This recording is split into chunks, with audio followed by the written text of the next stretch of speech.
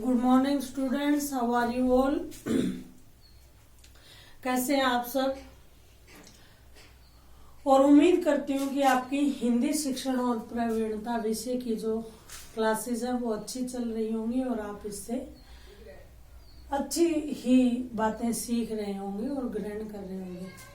देखिए, आज हमारा जो यूनिट फर्स्ट है उसका टॉपिक नंबर 3 यानी 1.3 शुरू हो गया है और इसकी हेडिंग है भाषा शिक्षण के विविध प्रसंग। यानी भाषा शिक्षण को हम विविध प्रकार से किन किन कंटेक्स्ट, किन किन प्रसंगों में पढ़ा सकते हैं। भाषा शिक्षण की शुरू से हम बात कर रहे हैं, उसके उद्देश्य किए थे, प्रकृति की थी। तो कहा जा रहा है कि भाषा शिक्षण यानी उच्च प्राथमिक स्तर तक जो विद्यार्थी हैं, उच्च प्राथमिक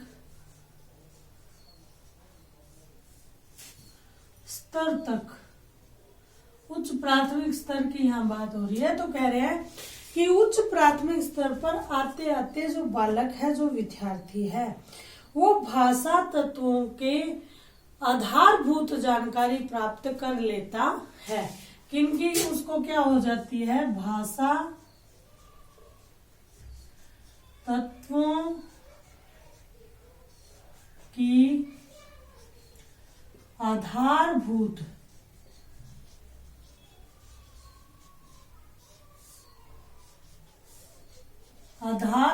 जानकारी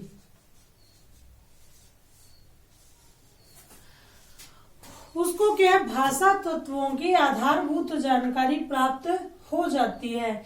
यानी वह भाषा के शब्दों को उनके लगभग थोड़े बहुत उनके भावों तक पहुंचने लग जाता है। तो कहते हैं कि इसका मतलब यह है कि इस दौर में, भाषा शिक्षण के दौर में, इस दौर में भाषा शिक्षण की दुनिया में कौन से नए आयाम जुड़ जाते हैं। यानी भाषा के जो भाषा का अर्थ है, वह बालक उस अर्थ को कितना ग्रहण करने लग जाता है, या फिर उस भाषा के किस किस मर्म को जान पाता है। और बालक के आसपास तेजी से जो दुनिया है वो बदल रही होती है। यानी बालक कहीं न कहीं खेल कूद के जिंदगी को के साथ साथ सामाजिक जीवन में भी प्रवेश करने लग जाता है। उसके आसपास बुने हुए रिश्तों को वह समझने लग जाता है, या अनेक रूप में दुनिया से बालक जुड़ जाता है। और एक तरफ वह किताबी परिवेश के संदर्भ को भी क्या करने लग जाता है, समझने लग जाता है, सीखने लग जाता है और अपनी क्षमताओं के आधार पर उसे जानने लग जाता है। अब तो कहते हैं कि भाषा शिक्षण के विविध प्रश्न यानी उच्च प्राथमिक स्तर पर आते आते बालक जो है वो भाषा तत्वों की आधारभूत जानकारी प्राप्त कर लेता है। वह बालक अपने आसपास के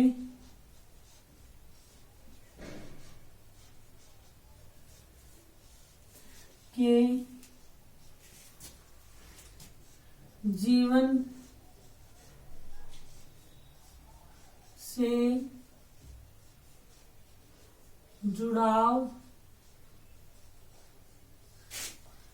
महसूस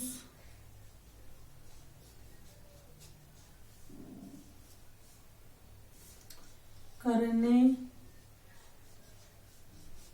लग जाता है। साथ ही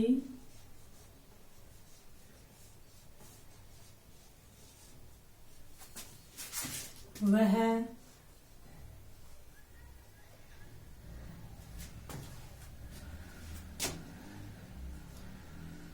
आस पास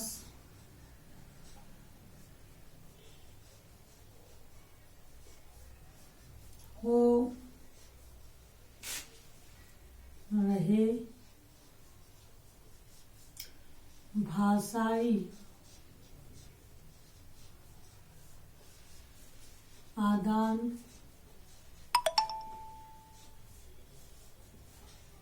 प्रदान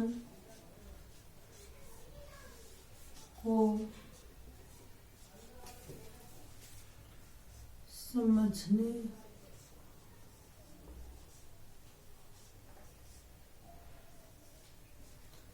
लग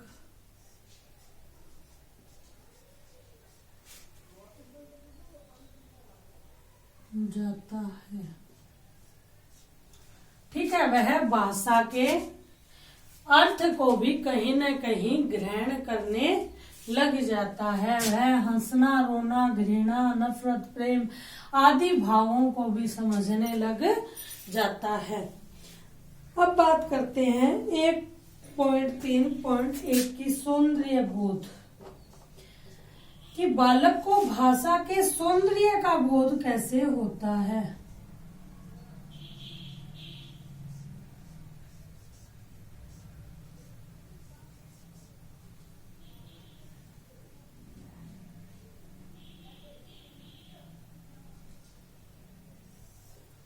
सौंदर्य बोध, ठीक है, तो कहते हैं कि सबसे पहले तो हमें ये देखना पड़ेगा कि सौंदर्य बोध, बोध का मतलब तो आप सबको पता है, जानना, मानना, उसके अर्थ को ग्रहण करना। ठीक है, सौंदर्य से हमारा क्या तात्पर्य है?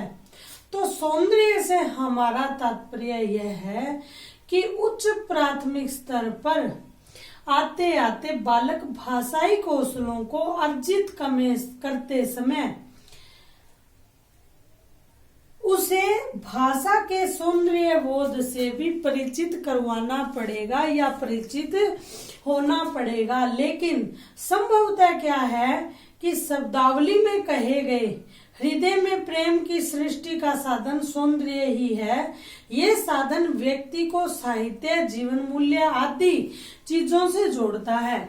और कहते हैं कि उच्च प्राथमिक स्तर के भाषा शिक्षण में सौंदर्य के अनेक जो पहलू है वो शामिल किए जाते हैं। तो सबसे पहले तो हम सौंदर्य बोध लिखते हैं, तो आप इसको समझोगे कि भाषा, साहित्य की अनेक विधाओं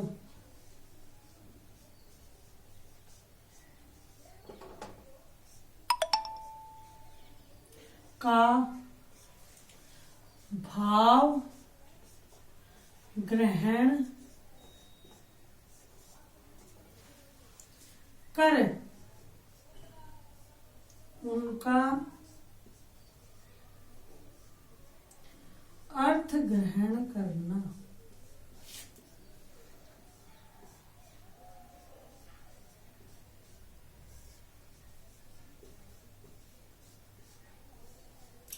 जैसे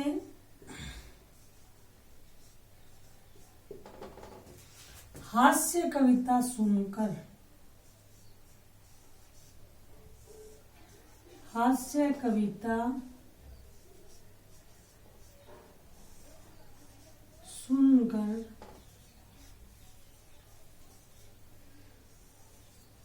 बालक का लोट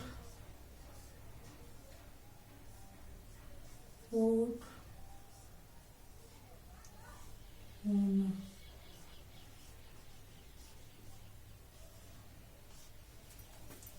ठीक है, तो यह क्या है? एक तरह से सौंदर्य बोध। सौंदर्य बोध है क्या?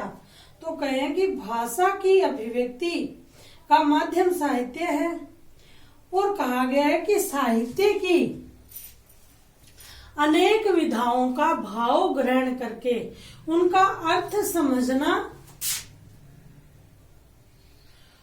और अर्थ समझने के बाद जैसी वह विधा है वैसी भाव अभिव्यक्ति व्यक्त करना एक तरह से सौंदर्य बोध का तात्पर्य है। अब आप देखिए कि सौंदर्य बोध के अंतर्गत क्या क्या विधाएं आती है, किस प्रकार से शिक्षक को बालकों में भाषा के सौंदर्य बोध के तत्व का एहसास या उसको संचारित करना चाहिए। 1.3.1 भाषा सौंदर्य बोध। ठीक है, तो कहते हैं कि उच्च प्राथमिक स्तर पर आते आते बालक के उच्च प्राथमिक स्तर के भाषा शिक्षण में सौंदर्य के अनेक पहलू शामिल किए जाने चाहिए। वो पहलू कौन कौन से होंगे? जैसे विषय वस्तु में निहित सौंदर्य, भाषा का सौंदर्य, विधागत सौंदर्य, या पुराने जमाने में भाषा सौंदर्य के लिए क्या किया जाता था? लालित्य शब्द का प्रयोग किया जाता था, यानी भाषा लालित्य। ठीक है, तो बालकों में भाषा लालित्य उत्पन्न करने के लिए हमें क्या क्या करना चाहिए?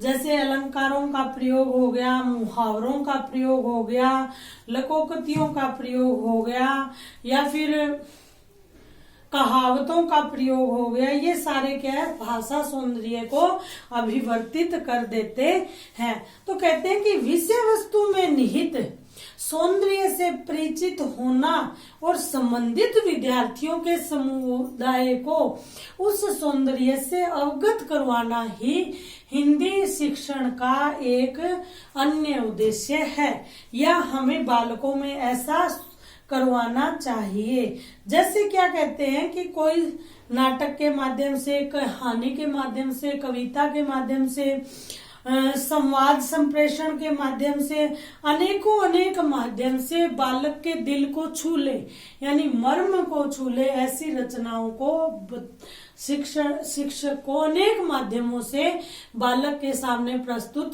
करना चाहिए। जैसे कोई रानी लक्ष्मीबाई है तो आप छोटा सा नाटक तैयार करवा दें, रानी लक्ष्मीबाई बना दें, तात्या तोपे बना दें, किसी बच्चे को रानी लक्ष्मीबाई की जो सहेलियां थी वो बना दें, और इस तरह से उन बच्चों में वह नाटिका करवाएं। तो उससे सौंदर्य बोध का मतलब एक तरह से जो विधा भाषा शिक्षण की आपके सामने रखी गई है उसके मर्म को बालकों तक पहुंचाना, उसके भाव को बालकों तक पहुंचाना। और यह जो मर्म स्पर्शी जो हम विधा से बच्चे को पढ़ाएंगे तो वो कहीं ना कहीं बालक को उस पाठ्य वस्तु से जोड़ेगी और वह विषय उसका पसंदीदा बन जाएगा। जैसे हम सोचते हैं, आइए एक एक्सपेरिमेंट करके देखते हैं। सूर्यकांत त्रिपाठी जी निराला की एक कविता है। सूर्यकांत त्रिपाठी बड़े जाने माने कवि रहे हैं हिंदी साहित्य के, सूर्यकांत त्रिपाठी निराला जी। निराला इनकी क्या थी? उपाधि थी।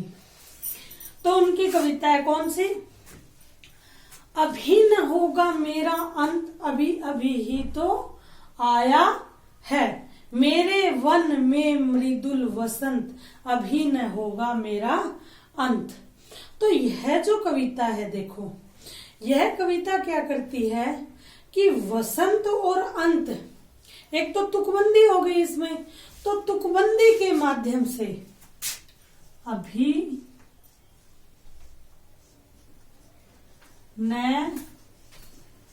होगा मेरा अंत। ठीक है, अभी अभी ही तो आया है,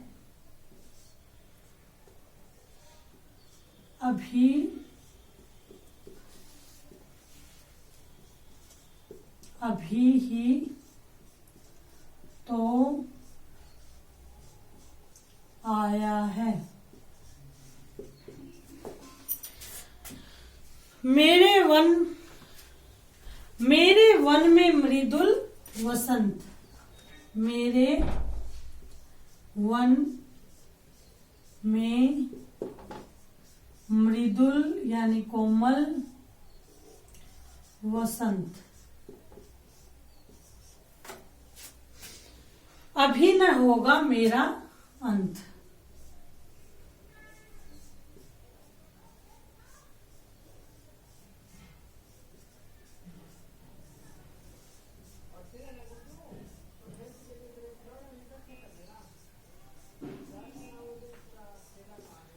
अब देखिए क्या है कि यहाँ पे अंत और वसंत ये तुकबंदी है, ठीक है। इस तुकबंदी के माध्यम से क्या है, बच्चों को इसमें रस की अनुभूति होती है।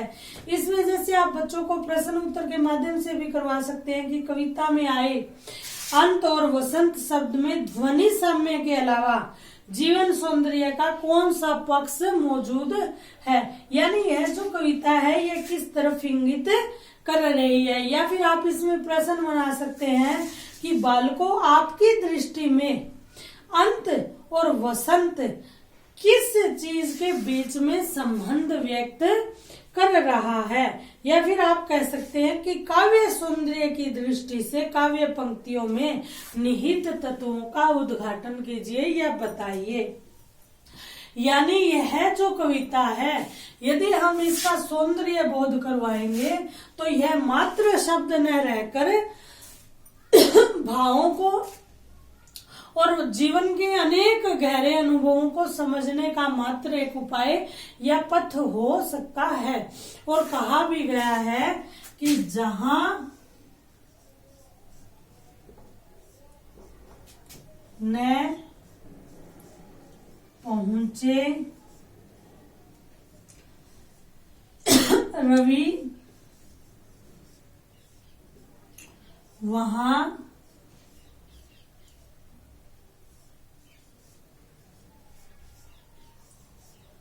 पहुंचे कवि। और विद्यार्थियों मैं आपको एक बात बता देना चाहती हूँ, यह जो सिलेबस है ये 100% आपकी जो टेक्स्ट बुक है BSTC द्वितीय वर्ष हिंदी शिक्षण भाषा और प्रवीणता बिल्कुल उसी के अनुसार चल रही है। तो आपके यह जो क्लासेज हैं ये बिल्कुल परीक्षा की दृष्टि से बड़ी उपयोगी साबित होंगी। तो आप इन चीज को स्क्रीनशॉट ले लीजिए और नोट डाउन कर लीजिए। जहां न पहुंचे रवि वहां पहुंचे कवि, इस वाक्य का भावार्थ है कि जहां रवि यानी सूर्य की किरणों के लिए का भी पहुंचना है संभव है, वहां तक कवि की पैनी दृष्टि या उसकी जो कोरी कल्पना है वो वहां तक पहुंच जाती है। इसी तरह से हम एक और कविता देख सकते हैं, चंद्रगहना से लौटती बेर। तो इसका एक अंश देखते हैं, और सरसों की न पूछो हो गई सबसे सयानी। तो यानी यहाँ पे देखो क्या ऐसा नहीं है कि सरसों का पौधा है वो सयाना हो गया या उसकी उम्र बढ़ गई। यहाँ पर सरसों के माध्यम से सरसों को सिर्फ उपमा के रूप में प्रयोग करके किसी व्यक्ति विशेष का सयाना होने का प्रकटीकरण हो रहा है। तो आज की क्लास में इतना ही, और अगली क्लास में हम ठीक इसी विषय पे और खुलकर चर्चा करेंगे। तब तक के लिए धन्यवाद।